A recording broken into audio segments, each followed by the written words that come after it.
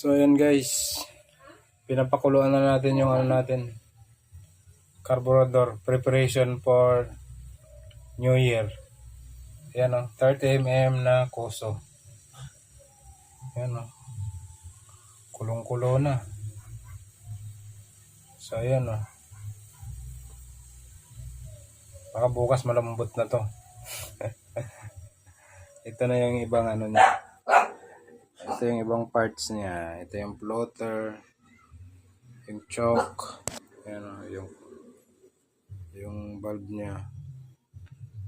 Ito yung flat slide niya. Yung karayom nandun pala kasama. So ayun. Ayun na, kulong-kulo na. So ayun. Preparation natin sa New Year. Kulong-kulo na yung carburetor natin. Nilagang carburetor. So ayun o. So, solid. Sarap. Sarap ng kulo. Ayan o. Lakas ng kulo. Lakas ng apoy o. Hinaan natin yung apoy.